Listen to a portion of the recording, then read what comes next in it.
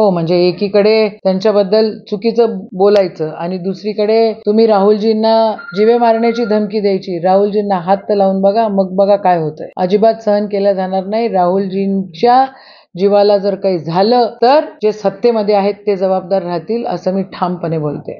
नाही, राहुल गांधींना बदनाम करण्याचा त्यांनी विडाच उचललेला आहे. अर्धवट गोष्टी ऐकतात आणि अर्धवटासारखे वागतात. एवढं राहुलजींना घाबरायची गरज नाहीये. पूर्ण वाक्य आपण ऐकलं पाहिजे आणि पूर्ण वाक्यामध्ये असं त्यांनी म्हटलेलं आहे की ज्या दिवशी समानता येईल त्या दिवशीचा विषय आपण करू. पण भाजपवाल्यांना समानता आणायची नाहीये.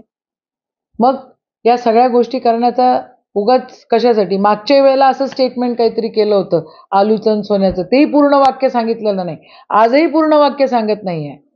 हे अशा गोष्टी करून चालत नाही. ज्यांनी बलिदान दिलेलं आहे त्या घराण्यातले ते आहेत. काँग्रेसचे ते पाईक आहेत. तुम्ही लोक फक्त बदनामीसाठी काही कराल तर कोणी खपवून घेणार नाही. देशातल्या सगळ्या लोकांना माहिती आहे काय झालेलं आहे आणि काय बोलतायत. म्हणून देश काही भरकटल्या जाणार नाहीये. तुमची ही नौटंकी बंद करा भाजपवाल्यांना.